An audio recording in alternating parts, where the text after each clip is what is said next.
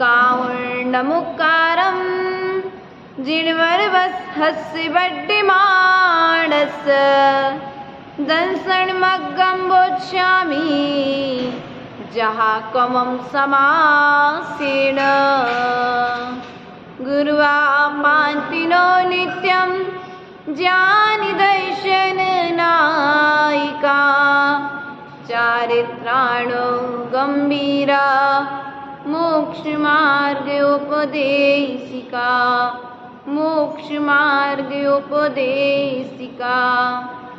वाणी से गंभीर सब आँखों से क्षमा बरसती है। प्रवचन शिक्षा प्रद देते मौलिकता जिसमें झरती है। सारा शहर उन्हें सुनता जब अर्थ विवेचन करते हैं। पूज्य विभव सागर जी मुनिवर जीवन में तप भरते हैं। पूज्य विभव सागर जी गुरुवर जीवन में तप भरते हैं। बोले देवादिदेव आदि ब्रह्म प्रथम तीर्थेश्वर आदिनाथ भगवान की, देवादिदेव चैतन्य चमत्कारी चिंतामणि पारसनाथ भगवान की, देवादिदेव वर्तमान शासनायक वर्तमान स्वामी की, आचार्य भगवंत कुंद कुंदु स्वामी की, आचार्य गुरुवर 108 विभव सागर जी महाराज जी की, अहिंसामय विश्व धर्म की, प्रिय बंधुओं, द्वादशांग जिनवाणी का आश्रय लेते हुए अशुभ आश्रव को रोकने के लिए यह दर्शन पाहुड़ ग्रंथ हमारे दर्शन, ज्ञान और चारित्र को शुद्ध करेगा। इस विश्वास के साथ में परम पूज्य आचार्य भगवंत कुंद कुंद स्वामीकृत अष्टपाहुड़ ग्रंथ से दर्शन पाहुड़ ग्रंथ को आधार बनाते हुए कारिका नंबर 32, 33 और 34 के माध्यम से आज हम सभी यहाँ पर वाचना प्रारंभ करेंगे। परम पूज्य आचार्य गुरुवर विभव सागर जी द्वारा हिंदी टीका सम्यक्त शास्त्र अर्थात दर्शन पाहुड़ ग्रंथ की वाचना उनके श्री चरणों में सिद्ध, श्रुत और आचार्य भक्ति पूर्वक नमस्कार करते हुए प्रारंभ करेंगे। प्रिय बंधुओं, कल हमने जाना था कि दर्शन, ज्ञान, चारित्र और तप से जो सहत है वही जीव निःसंदेश किसी भी तरह की शंका नहीं है, वह निश्चित ही सिद्ध पद को प्राप्त करेगा। लेकिन इनसे यदि जो विपरीत है, क्या है? विपरीत है, दर्शन से शुद्ध नहीं है, उसका ज्ञान भी शुद्ध नहीं है, आचरण भी शुद्ध नहीं है और तप भी शुद्ध नहीं है, ऐसा जीव सिद्ध अवस्था को प्राप्त ना करता हुआ संसार के परिभ्रमण को प्राप्त करेगा, ऐसा आचार्य भगवंत ने बताया था। अब शुभम चक्रवर्ती की कहानी आती है। चक्रवर्ती था, चक्रवर्ती होते हुए भी 3 लोक के नाथ की भक्ति करता था, सम्यक दृष्टि था, लेकिन सम्यक दर्शन होने के बाद क्या सम्यक दर्शन छूट सकता है? यदि छायक सम्यक तो प्राप्त है तो नहीं छूटेगा, लेकिन यदि क्षयोपम उपसम आदि रूप यदि सम्यक तो प्राप्त हुआ है तो वह छूट भी सकता है और पुनः उदय को प्राप्त भी। जैसे प्रातःकालीन वेला में सूर्योदय होता है और संध्याकालीन वेला में अस्त हो जाता है, फिर पुनः प्रातःकालीन वेला में उदय को प्राप्त होता है। उसी तरह से इन कर्मों की गति है कि आज सुखरूप उत्पन्न होते हैं, कल कर्म दुखरूप हो जाते हैं, कर्म मेरा ही है। चक्रवर्ती जो 3 लोक के नाथ की भक्ति कर रहा है, ऐसे चक्रवर्ती के लिए भी कर्म के उदय ने नहीं छोड़ा। तो हम चक्रवर्ती भक्ति करता था, जिनेंद्र भगवान की अर्चना करता था, मुनियों को आहार दान देता था, लेकिन मात्र एक रसना इंद्री के कारण, किसके कारण? रसना इंद्री पर उसने विजय प्राप्त नहीं करी और उस विजय के प्राप्त ना करने के कारण वह नरक को प्राप्त हुआ।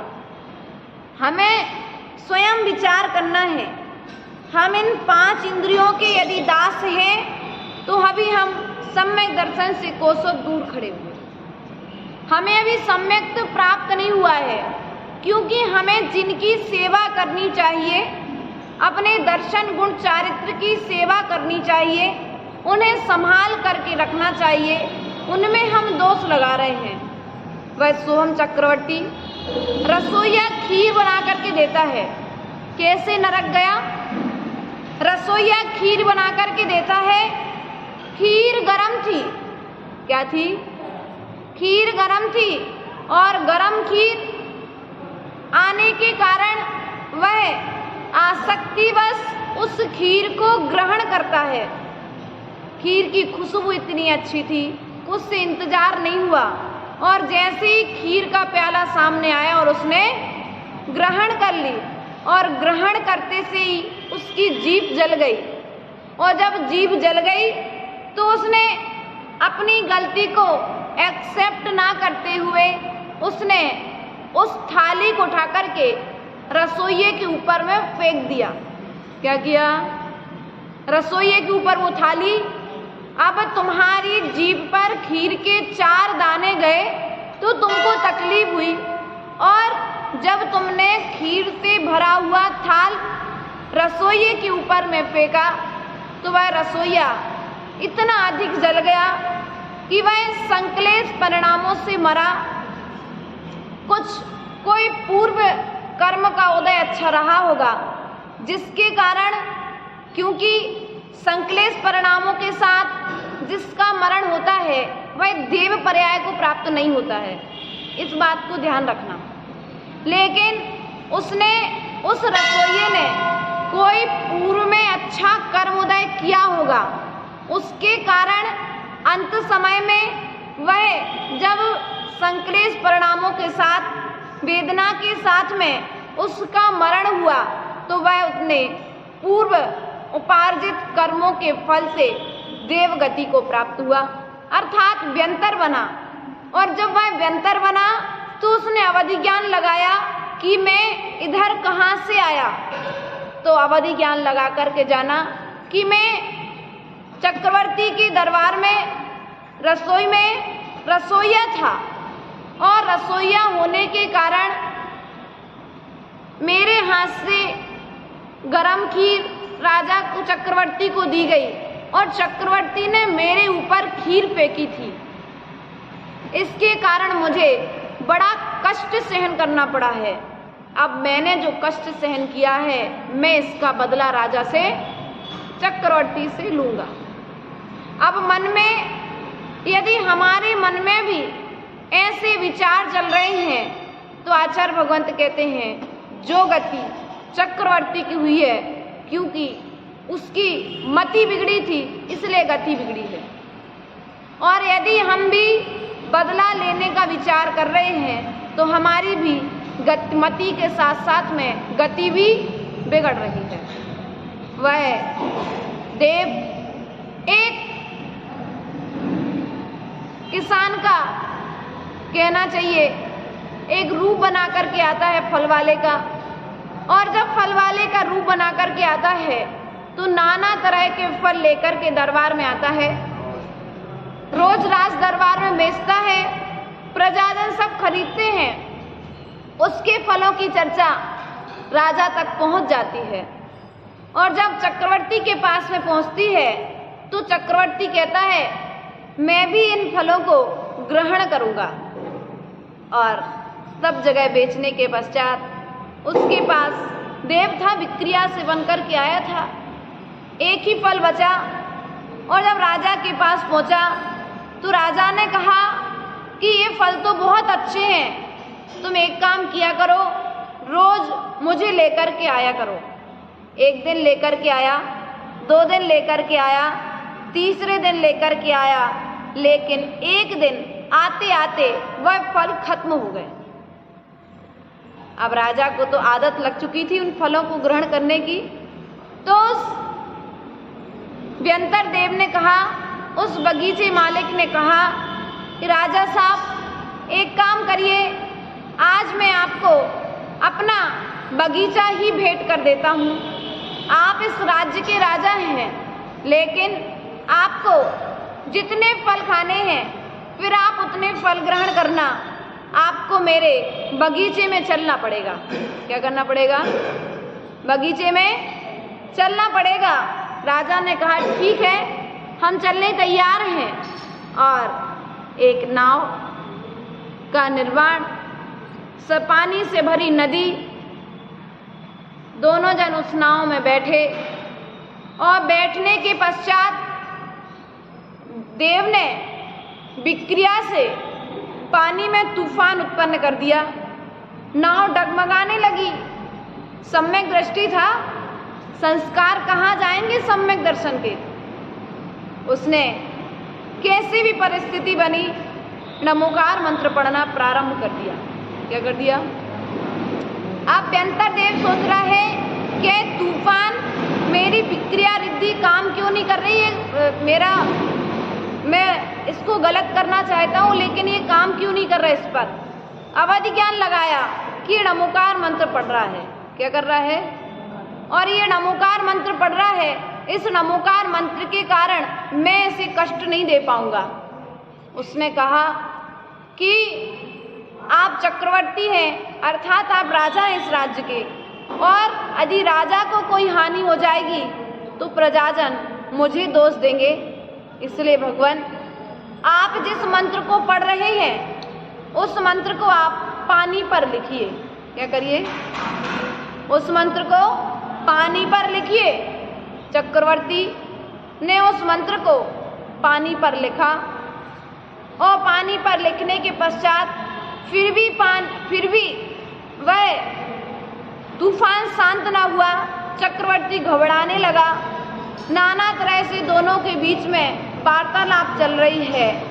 वह व्यंतर देव चक्रवर्ती के मन को घबरा रहा है, अर्थात उसके मन में नाना तरह की विकल्प उत्पन्न करा रहा है। वह चक्रवर्ती से कहता है, हे राजा, आपने जो मंत्र लिखा है उस मंत्र को यदि आप चाहते हैं कि आप सुरक्षित राज्य तक पहुंच जाएं, तो आपने जिस मंत्र को पानी पर लिखा है उस मंत्र को अपने पैर के अंगूठे से मिटा दीजिए। क्या कर दीजिए? तभी है तूफान शांत हो जाएगा। प्रिय बंधुओं, तूफान तो शांत हो गया, लेकिन चक्रवर्ती नरक चला गया। डमोकार मंत्र वही था।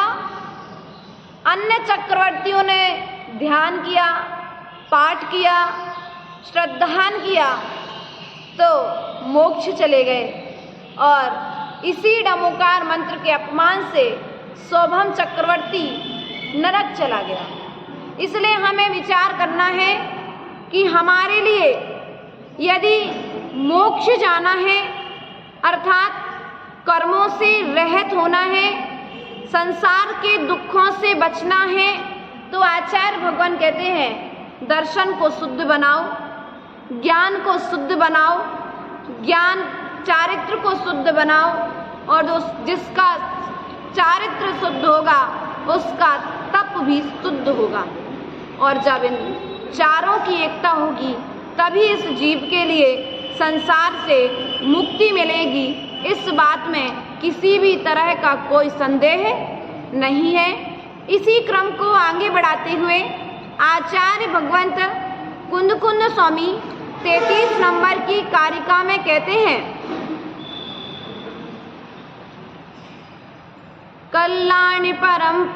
कल्याणि परंपराया लहंती जीवा विशुद्ध सम्मत्तम सम्मद्दर्शन रैणम अगदेति सुरासुरे लोए अगघेति सुरासुरे लोए। आचार्य भगवंत कहते हैं भव्य जीवों कल्याणकों के समूह के साथ निर्दोष सम्यक्ति को प्राप्त होते हैं। देव दानवों के द्वारा भुवन में सम्यक दर्शन रूपी रत्न सबके द्वारा पूजा को प्राप्त होता है। तीनों लोकों में सम्यक दर्शन रूपी रत्न जिनको प्राप्त है वह देवों के द्वारा भी पूजनीय है, असुरों के द्वारा भी पूजनीय है और दानवों के द्वारा भी पूजनीय है। 5 कल्याणकों को प्राप्त होता है। कौन? हे भगवान, आपको हमारे जीवन में कांटे बोने थे, किसी और के जीवन में कांटे बोने नहीं मिले। कभी कभी हम अपने मिथ्यात्व के कारण अज्ञान दशा में भगवान के श्री चरणों में आकर के ऐसा कह देते हैं। तो कुंद कुंद स्वामी कहते हैं, हे भव्य जीव, हमने तुम्हारे जीवन में कांटे नहीं बोए। यदि तुम सम्यक दर्शन रखोगे, श्रद्धान रखोगे, तो जो सम्यक दृष्टि है, सम्यक ज्ञानी है और सम्यक चारित्र का पालन करने वाला है, उसके जीवन में कांटे नहीं बोए जाते, उसके जीवन में कल्याणकों का उदय होता है। हमें स्वयं विचार करना है कि हम कल्याणकों की ओर जा रहे हैं कि कांटों की ओर जा रहे हैं। जीवन में कर्म ही कांटे की तरह तुम्हें लग रहे हैं, लेकिन वो कांटे बोए किसने हैं? हाँ, अभी प्रश्न चल रहा था जब ऊपर में थे, तो बात हुई कि भगवान पारसनाथ जी सांवले हुए, आधे आधे भगवान 24 तीर्थंकरों के रंग अलग अलग क्यों हुए? तो नाम कर्म की जो पर्याय है, उस शरीर नाम कर्म के उदय से जीव के लिए शरीर प्राप्त हुआ है। किसी को गोरा रंग मिल गया, किसी को काला रंग मिल गया, किसी को अच्छी आवाज मिल गई, किसी को बुरी आवाज मिल गई, किसी को अच्छा कद मिल गया, किसी को थोड़ा कम अच्छा मिल गया। तो ये भगवान ने दिया है क्या? यदि हम ऐसा मानते हैं कि भगवान ने मुझे काला बनाया है, तो फिर अफ्रीका वालों से, अमेरिका वालों से कौन सी मित्रता थी? हाँ? और यदि कहते हो हमें गोरा क्यों बनाया है, तो अफ्रीका वालों से कौन सी बुराई थी? उन्हों एक तरफ लोगों को काला काला और एक तरफ पूरे गोरे गोरे लोग, और भारत में पूरी खिचड़ी, भारत में पूरी खिचड़ी मिक्सिंग हो गई। तो कहने का तात्पर्य ये है प्रिय बंधुओं, भगवान किसी का कर्ता नहीं है, भगवान किसी को सुख दुख देने वाले नहीं है। मेरा कर्म ही मुझे सुख दे रहा है, मेरा कर्म ही मुझे दुख दे रहा है, मेरी ज्ञान पर्याय मुझे सुख दे रही हैं, मेरी अज्ञान पर्याय मुझे दुख दे रही हैं। अब हम पर को दोष दे रहे हैं, इसका मतलब है हम सम्यक दर्शन से रहित हो रहे हैं। क्या कर रहे हैं? क्योंकि जो सम्यक दृष्टि होता है वो पर को नहीं निहारता है, वह परमात्मा को निहारता है। किसको निहारता है? सम्यक दृष्टि जीव निज को निहारता है, पर को नहीं निहारता है, दूसरे की ओर दृष्टि नहीं डालता है, अपने किए हुए कर्मों को देखता है। हम कहते भैया तुमने ऐसा कर दिया सो मेरे साथ ऐसा हो गया। नहीं, तुमने ऐसा नहीं कर दिया, तुमने ऐसा किया था इसलिए तुम्हारे साथ ऐसा हुआ। कोई किसी को सुख और कोई किसी को दुख नहीं दे सकता है। गुरुदेव कहते हैं कि ज्ञान बराबर सुख और अज्ञान बराबर दुख। जितना जितना ज्ञान उतना उतना सुख, जितना जितना ज्ञान उतना उतना सुख, जितना जितना ज्ञान उतना उतना। भैया हम नहीं कहते, ये जिनवाणी कह रही है। मात इतनी बात पर श्रद्धा रख लो, पंच कल्याणक हो जाएंगे तुम्हारे। क्या हो जाएंगे?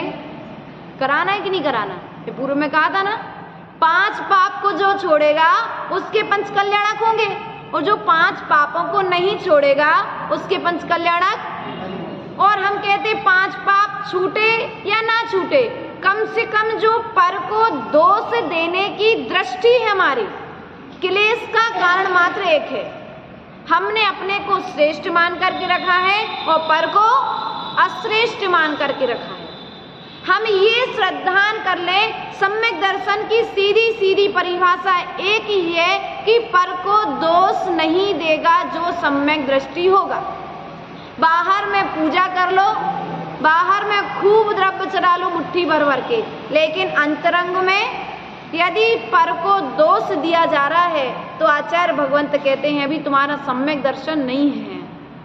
पारसनाथ भगवान की जीवन में कमठ ने इतना उपसर्ग किया प्रदीप भैया, लेकिन कभी भी पारसनाथ भगवान ने अपने समूषण में भी कमठ के विषय में जिक्र नहीं किया। अगर कहा तो यही कहा कि वह देव पर्याय को प्राप्त करेगा, वह भी भावी भगवान आत्मा है। मुझे यदि कोई कष्ट हुआ है तो वह मेरे कर्मिक उदय से हुआ है। पर में इतनी ताकत ही नहीं थी कि मुझे दुख दे दे, पर में इतनी ताकत ही नहीं थी कि मुझे सुख दे दे। सिद्धालय में बैठे सिद्ध भगवान जब अपने सुख का एक अणु भी निगोदिया जीवों को नहीं दे सकते हैं तो फिर हमें कैसे दे सकते हैं? सबसे ज्यादा निकट कौन है सिद्धालय में सिद्ध भगवान के पास? हाँ, निगोदिया जी। जब उनको सुख नहीं हो रहा है तो मुझे सुख कैसे होगा? कल एक बहुत अच्छी बात बताई थी कि 6 महीने में 608 जीव मोक्ष जा रहे हैं। कहाँ से? कहाँ से? पंचम काल में कहाँ से जा रहे? विदेश क्षेत्र। कौन जा रहे? निगोदिया जी। वहां से 6 महीने में 608 जीव निकल रहे, तो ऐसे में निगोद खाली नहीं हो जाएगा? नहीं हो जाएगा। अब तुम लोग जब गलत काम करोगे तो भरेगा कौन? तो वहां से जिन्होंने गलत काम किए वो गए और अपना समय वहां से पूर्ण करके अपने कोई कर्म उदय से उनका पूरा हो गया, वहां का कोटा तो निकल करके वो आ रहे, और आने के बाद मनुष्य पर्याय में प्राप्त करके वे सीधा मोक्ष जा रहे। और हमारी स्थिति क्या है? हम वहां जाने की तैयारी कर रहे हैं। तैयारी 2 तरह की हो सकती है। सिद्धालय तो जाना ही, ये स्थान एक ठीक है, अपना एक क्लियर हो गया, सिद्धालय जाना। सिद्धालय एक राजमहल है, अपना महल है, अपना घर है। अब उस घर में जब तुम्हें जाना है तो क्या क्या लेकर के जाना है? निगोदिया बन करके जाना है कि कर्मों को छोड़ करके सिद्ध बन करके जाना है? कर्मों सहित होकर के जाना है कि कर्मों से रहित होकर के जाना है? हाँ, हमें यदि कर्मों से रहित होकर के जाना है तो यहाँ पर कर्म सिद्धांत पर विश्वास रखना पड़ेगा। क्या रखना पड़ेगा? हमें कर्म सिद्धांत पर विश्वास रखना पड़ेगा।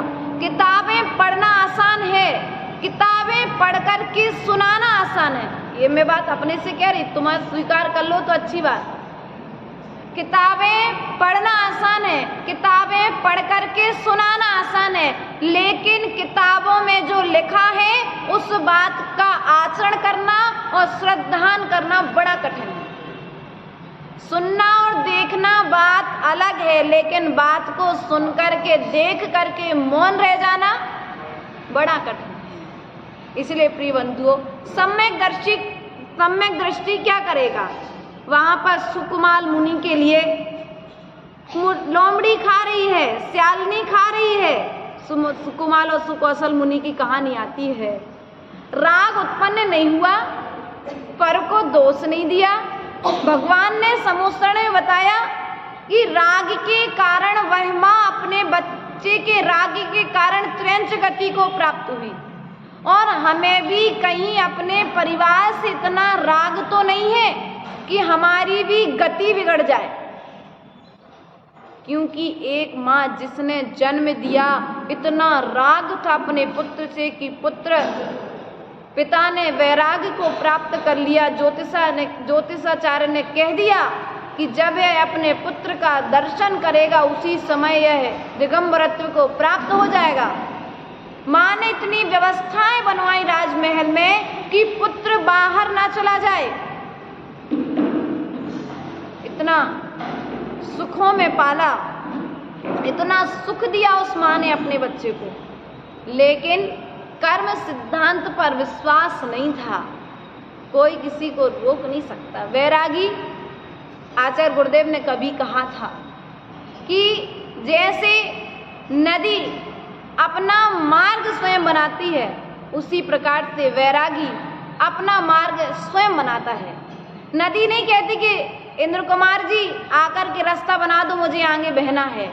वो अपना मार्ग स्वयं, विजय कुमार जी, नदी अपना मार्ग स्वयं बनाती है, उसका मार्ग आप जाकर के नहीं बनाते हो। उसी प्रकार से वैरागी अपना मार्ग स्वयं बनाता है, उसके लिए मार्ग बना करके।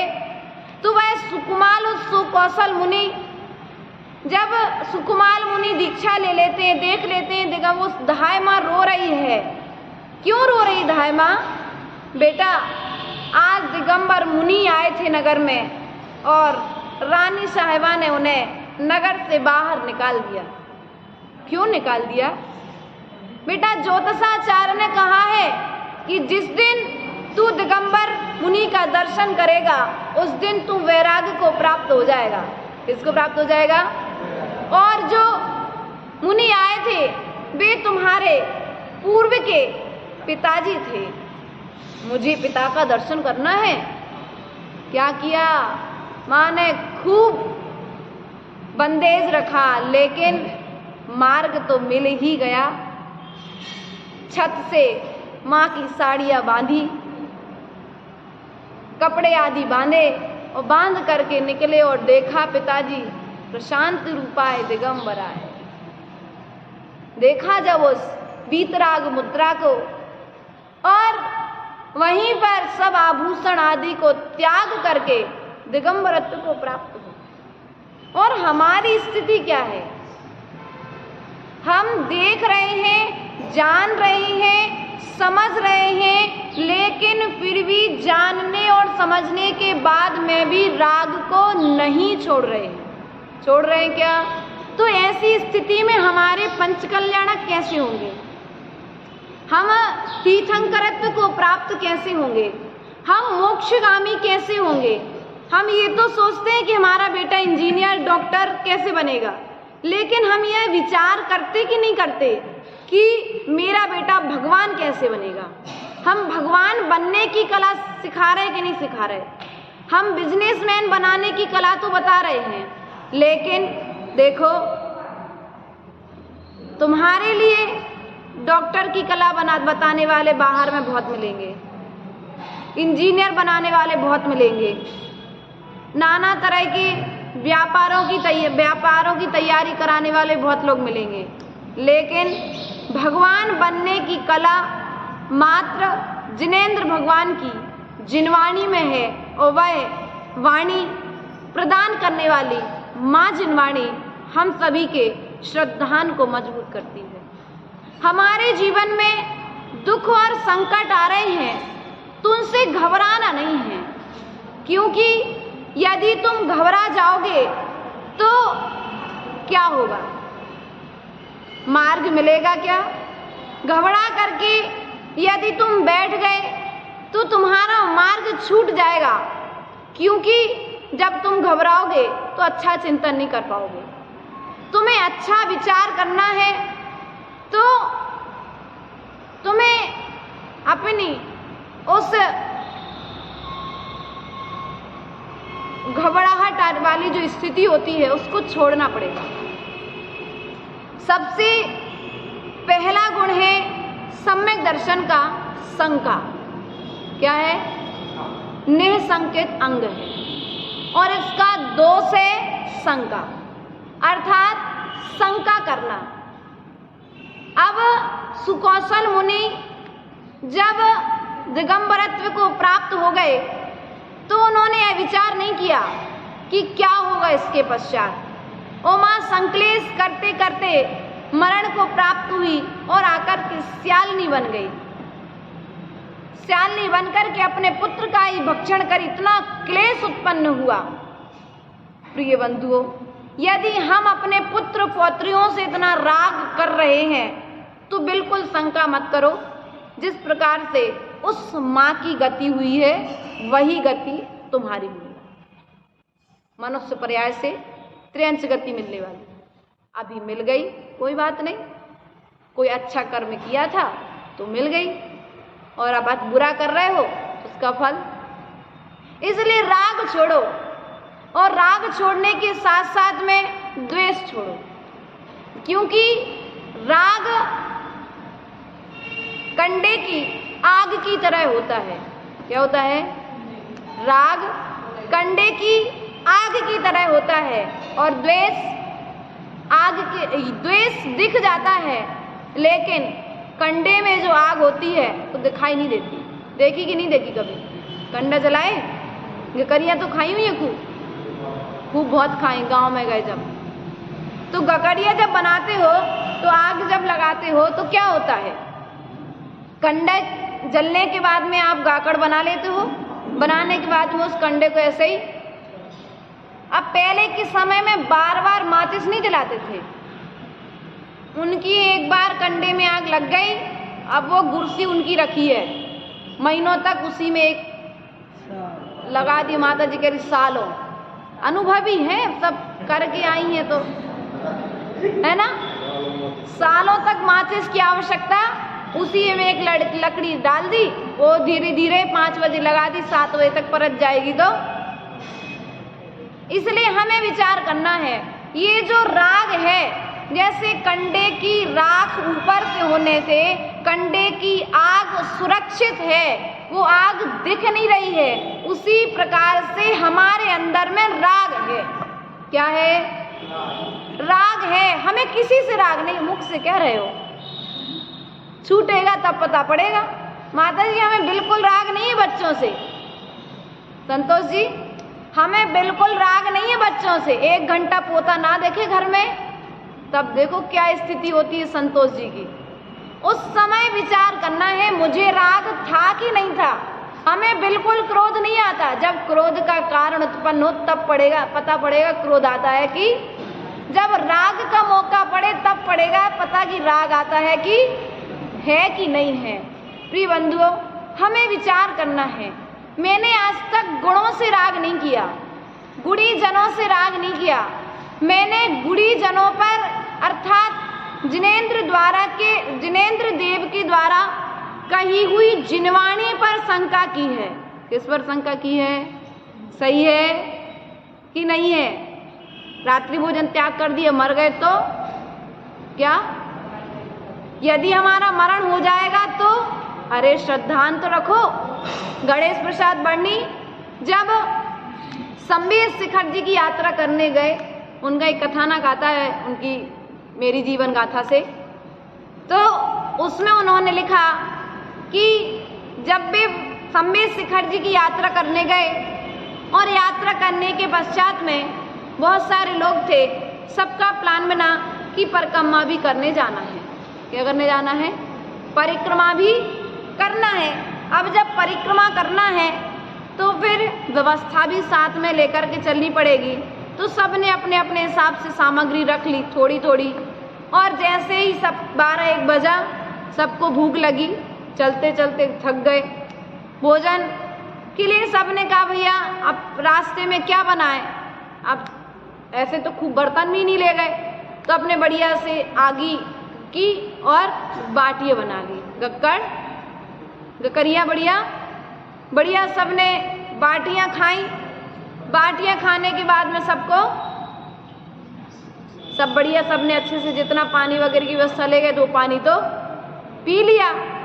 अब उसके पश्चात में चलते चलते उन्हें पुनः प्यास लगी, क्योंकि बाटियाँ खाने से ये भारी चीज़ें होती हैं और ये पानी मांगती हैं बहुत। इसलिए आप लोग जब चौके आदि में बनाते हो ना, तो आप साधु प्राय करके उसे कम ग्रहण करते हैं। क्यों? क्योंकि ये पानी मांगते हैं, ये चीज़ें ठोस चीज़ें होती हैं, इनको पानी ज़्यादा चाहिए। तो वर्णी जी ने उस समय सभी ने मिलकर के बाटियाँ ग्रहण तो कर ली, लेकिन अब पानी की वेदना, और परिक्रमा में पानी कहाँ से आए, कौन लाए पानी का तालाब, पानी की नदी, पानी का टंकी, वहाँ कौन देने जाए पानी। और आज से काफ़ी बहुत समय पहले की बात है, 25-50 साल पहले की बात मान लो। ये जब भी उन्हें प्यास लगी तो सब पानी भैया पानी कहाँ से मिले, सब परेशान हो गए। देखते देखते बड़े वर्णी जी ने वहीं बैठे बैठे भगवान से चलते चलते निवेदन किया, हे भगवान, मैं आपके श्री चरणों में वंदना करने आया हूँ। क्या करने आया हूँ? कभी कभी भक्ति भी काम लाती है। और इस भूमि से 20 तीर्थंकर मोक्ष पधारे हैं। देवी, इस भूमि से 20 तीर्थंकर मोक्ष पधारे हैं, और 20 तीर्थंकर मोक्ष जाने के बाद यदि इस भूमि से इतने जीव पानी के कारण मरण को प्राप्त हुए, तो भगवान इसमें मेरा दोष नहीं है, ये दोष आपका माना जाए। क्योंकि ये क्लियर है कि आप सिद्धालय में जाकर के विराजमान हैं, इसमें कोई शंका नहीं है। लेकिन आपकी सेवा में व्यंतर देव आदि रहते हैं, ऐसा भी हमने ग्रंथों में सुना और पढ़ा है। तो वे सम्यक दृष्टि जीव आकर के यदि हमारे लिए व्यवस्था कर सकते हैं तो ठीक, वरना यह क्षेत्र अभी तक निर्वाण कल्याणक के नाम से जाना जाता था। आगे जाकर के यह प्यास के कारण यहाँ पर इतने व्यक्तियों का मरण हुआ, इस नाम से जाना जाएगा। आदि आदि भक्ति के शब्दों में उन्होंने भगवान से वहीं बैठे बैठे निवेदन किया, और चलते चलते उन्हें आगे एक व्यक्ति मिला। उस व्यक्ति से उन्होंने पूछा, भैया यहाँ पर कोई पानी की व्यवस्था है क्या? उन्होंने कहा, भैया थोड़ा आगे जाओ, तालाब है बहुत बड़ा, जितना पानी पीना उतना पानी पी लेना। रात्रि में अब तो जंगल और व्यवस्था हो गई जंगल रुकने की, वहाँ पहले के समय में रुकने की भी व्यवस्था नहीं थी। शाम को 5 बजे तक वापस पहुँचना है। वहाँ से पानी को ग्रहण किया। ग्रहण करने के पश्चात रात्रि होने के पूर्व वर्णी जी सहित सभी जीव अपने गंतव्य अर्थात रात्रि मुक्काम जिस स्थान पर था, धर्मशाला आदि में आ गए। अब वहाँ पर से दूसरे कोई श्रावक श्रेष्ठी यात्रा को जाने वाले थे, तो उन्होंने कहा, वर्णी जी वहाँ पर कोई पानी वानी की व्यवस्था है क्या? बोले, अच्छा बड़ा तालाब है, जाओ, बढ़िया, कोई दिक्कत नहीं है। सब गए, लेकिन किसी को तालाब आ गए वापस। वर्णी जी को सबने कहा, भैया ये तो झूठ बोल दिया आपने, हम लोग को परेशान कर दिए, वहाँ तो कोई पानी की व्यवस्था। तीसरे दिन उन्होंने कहा कि भैया ये व्यक्तित्व हमारे साथ में गए थे, इन्होंने भी पानी पिया था, एक काम करो आप इनको ले जाओ साथ में। वो व्यक्ति भी उनके साथ में गया, लेकिन जाने के पश्चात उन्हें वहाँ पर कोई तालाब, ये पंचम काल की घटना है। कोई दूसरे काल की घटना नहीं है। हमें विचार करना है, सम्यक दृष्टि जीव की जंगल में भी उसे जल मिल सकता है। क्या? सम्यक दृष्टि जीव को जंगल में भी जल मिल सकता है। तो हम अन्य वस्तुओं की बात करते हैं। सम्यक दृष्टि जीव तीन लोक की संपत्ति को प्राप्त कर सकता है। किसके बल पर? सम्यक दर्शन के बल पर। सम्यक दर्शन के प्रभाव से जीव का पुण्य असंख्यात गुना बढ़ता है। हम सम्यक दर्शन पर अर्थात जिनवाणी पर शंका करके बैठे हैं। हमें शंका है इसलिए आचरण नहीं हो रहा है। हमें शंका नहीं करना है। हमने गलत किसे माना है? माँ जिनवाणी को। जिनवाणी जीवन देती है, किसी के जीवन लेती नहीं है। जिनवाणी जीवन देती है अर्थात जिनवाणी जयवंत करती है। जिनवाणी किसी का जीवन लेती नहीं है। मात्र इतनी बात पर श्रद्धान कर लो, सम्यक दर्शन हो जाएगा। आचार्य भगवंत ने इसी कारिका के अंतर्गत कहा है कि जो सम्यक दर्शन पर श्रद्धान नहीं करता है, सम्यक दर्शन से रहित होकर के जिनवाणी की बात को अपने मनगढ़ंत तरीकों से प्रस्तुत करता है, वह जीव सबके द्वारा अपूज्यता को प्राप्त होता है। अर्थात उसके मुख में पेज नंबर 53 कारिका नंबर 33 की टीका दर्शन पाहुड़ ग्रंथ में उसके मुख में कुष्ठ रोग होता है। क्या? कौन सा रोग? कुष्ठ रोग हो जाता है। किसके मुख में? जो सम्यक दर्शन की निंदा करता है, सम्यक दृष्टि की निंदा करता है, अर्थात जिनवाणी की बात को अपने अनुसार प्रस्तुत करता है, जिनवाणी के बाहर कथन करता है। ऐसा माँ जिनवाणी ने कहा है, हमने नहीं कहा है। इसलिए प्रिय बंधुओं, हम यदि ऐसा कहते हैं कि ऐसा हो जाएगा, शंका का त्याग कर दो। ज्ञान नहीं हो चलेगा। गुरुदेव ने कहा था, बेटा यदि कोई प्रश्न पूछे और ना बने तो ये कह देना हम अपने गुरुदेव से पूछ के बता देंगे। क्या कर देंगे? नहीं आता है तो यह कहने में क्या जाता है कि हम अपने गुरुदेव से पूछ करके बता देंगे। लेकिन यदि तुमने ज़्यादा होशियार बनने की कोशिश करी, ज़्यादा अपनी विद्वत्ता बताने की कोशिश की और जिनवाणी की बात को कहीं का कहीं तुमने प्रस्तुतिकरण कर दिया, दूसरे के सामने आज तो तुम बाहवारी पालोगे, लेकिन अगले भाव में या अंतिम समय में तुम्हारे लिए तुम्हारे मुख में इस तरह के रोग, क्योंकि आजकल मुख में कैंसर हो रहे हैं सबको। क्या है ये? असाध्य बीमारी, कुष्ठ रोगी तो एक प्रकार का। विचार करना है हमारे लिए। इसलिए हमें विचार करना है कि यदि हम जिनवाणी की प्रभावना के लिए बैठे हैं तो हम जिनवाणी की साधना के लिए बैठे हैं। हम जिनवाणी के शब्दों के लिए अपने श्रद्धान के साथ में ग्रहण करें। जैसे वैद्य की औषधि विश्वास के साथ में लेते हो कि भैया ये क्रोसिन गोली है, ये क्या करेगी बुखार को, ये महासुदर्शन है, बुखार को दूर करेगा। लेकिन जिसे विश्वास ही नहीं है, जिसे विश्वास ही नहीं है, महासुदर्शन भी उसके रोग को अर्थात बुखार को शांत। और जिनवाणी एक ऐसी औषधि है, जिनवयण मोसह मैडम पूर्वी की कारिका में भगवंत ने बताया ना, एक जिनवाणी एक ऐसी औषधि है जिसे ग्रहण करो तो अनादिकाल के रोग समन को प्राप्त हो जाएंगे। इसलिए इस जिनवाणी की विनय से, इस जिनवाणी के प्रति श्रद्धान से हम 3 लोक की संपत्ति को प्राप्त कर सकते हैं। और इस जिनवाणी की अभिनय से, अश्रद्धान से हम 3 लोक की यात्रा कर सकते हैं, कर ही रहे हैं अनादिकाल से।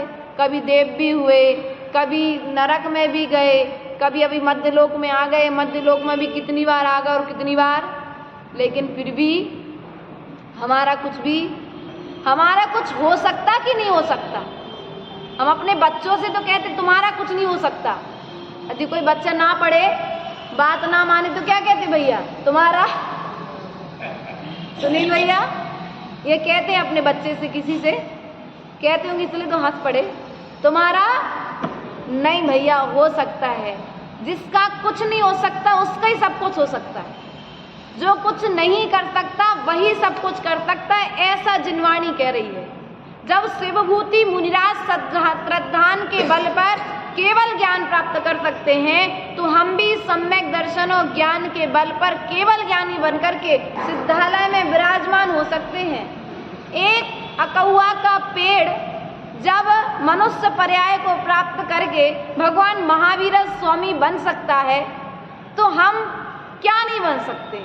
हम तो संगी पंचेंद्रिय जीव हैं, ज्ञान पर्यायों से सहत हैं। इसलिए आज का हमारा आपसे कहना मात्र इतना है। 34वीं कारिका के माध्यम से आचार्य भगवंत कहते हैं, दठूणय मणुयत्तम संयम तय उत्तमेन गोत्तेन लद्धूणय सम्मत्तम अक्षण सुखम च मोक्षम च। आचार्य भगवंत कहते हैं, जो उत्तम गोत्र से सहत, किससे सहत, उत्तम गोत्र से सहत मनुष्य जन्म को अत्यंत दुर्लभ विचार कर सम्यक्त को प्राप्त होता है, वह अविनाशी सुख अथवा मोक्ष को प्राप्त होता है।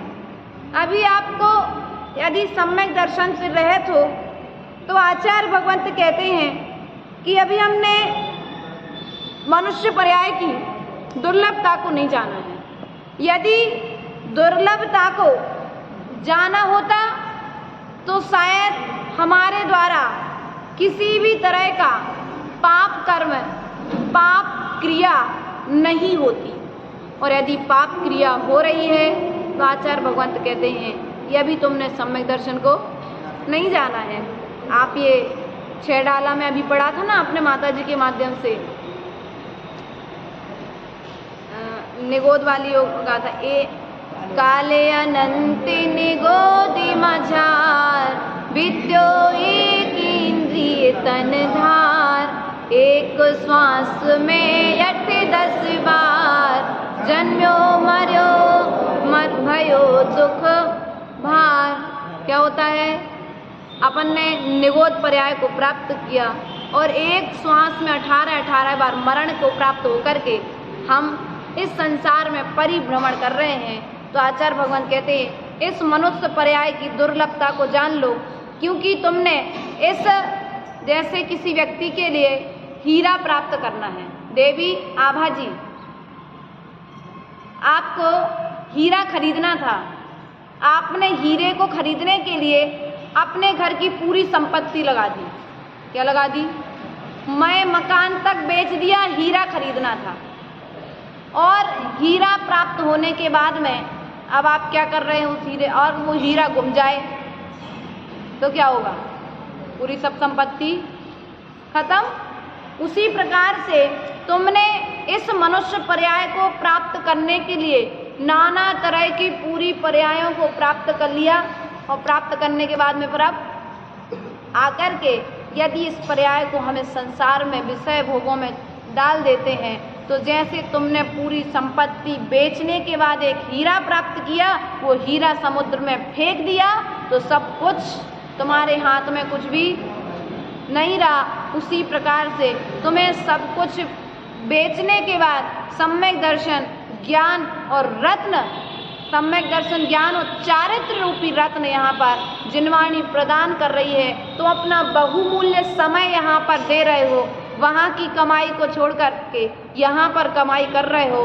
तो आचार्य भगवंत कहते हैं, इस कमाई के द्वारा तुम सम्यक दर्शन रूपी रत्न खरीद लो, और जिसने सम्यक दर्शन रूपी रत्न खरीद लिया, एक दिन उसके जीवन में निश्चित ही सम्यक तीनों लोक की संपत्ति उसके आंगन में रहेगी, क्योंकि सम्यक दृष्टि के आगे उसकी संपत्ति चलती है। सम्यक दृष्टि चक्र रत्न जब चलता है, चक्रवर्ती के आगे चलता है चक्र रत्न, चलता है कि नहीं चलता है, क्योंकि चक्रवर्ती ने धर्म रत्न को अपने अंदर में धारण करके रखा है। सम्यक दर्शन रूपी रत्न को अपने आभूषणों के साथ में हृदय में धारण करके रखा है।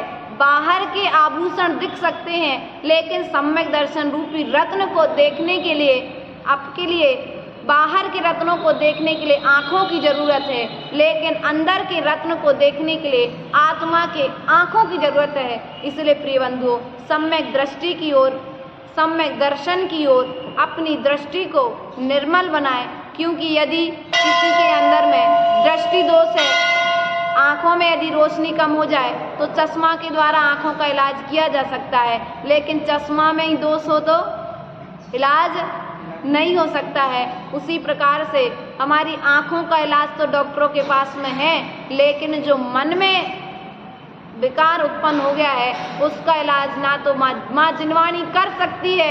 यदि कोई चाहे बीमार व्यक्ति तो इलाज है सम्यक दर्शन के बल पर, सिद्धांत के बल पर, कर्म सिद्धांत के बल पर। वो कोई ना चाहे तो उसका भी इलाज नहीं है। इसलिए प्रिय बंधुओं, हमें अपने श्रद्धान को बढ़ाना है और इस श्रद्धान के बल पर इस मनुष्य पर्याय की दुर्लभता का विचार करना है। क्या करना है? उच्च गोत्र मिला है, नीच गोत्री को जैन धर्म नहीं मिलता। आप कौन हो कि नहीं हो? अपनी अपनी क्रियाओं से देख करके कहना, सोच करके कहना कि तुम्हारी क्रियाएं उच्च गोत्र की चल रही कि नहीं चल रही। जिस गोत्र में जिस धर्म को तुमने धारण किया है, क्योंकि शिव कोटि महाराज ने कहा है भगवती आराधना में कि मनुष्य पर्याय प्राप्त हो जाना, मनुष्य पर्याय के बाद में उत्तम धर्म मिल जाना, स्वस्थ शरीर मिल जाना दुर्लभ है। उसी जिस प्रकार से समुद्र से रत्न निकालना दुर्लभ है, उसी प्रकार से यह सब कुछ मिलना दुर्लभ है। दुर्लभता के बाद इनका मूल्यांकन कर लो तो यह सब कुछ पाना सार्थक है, वरना जैसे आए वैसे हाथ पसारे, कैसे कहते हो, मुट्ठी बांधे आया था हाथ पसारे। थोड़ा बता दिया करो, भूल जाते कभी कभी। इसलिए आप लोग विचार करें कि हमने क्या खोया है, क्या पाया है, हमने क्या पाने के लिए यहाँ तक हम आए हैं और क्या खोने के लिए आए हैं। इस बात को माँ जिनवाणी आप सभी के लिए कह रही है। तो आचार्य भगवंत कहते हैं, धर्म को अपना मित्र बनाओ, धर्म को अपना मित्र बनाओ, निश्चित ही तुम्हें सुख प्राप्त होगा। इन्हीं भावनाओं के साथ 34 कारिकाएं आज हमारी पूर्णता को प्राप्त हुई हैं। इन्हीं भावनाओं के साथ परम पूज्य आचार्य गुरुवर 108 विभव सागर जी महाराज की अहिंसामयी विश्व धर्म की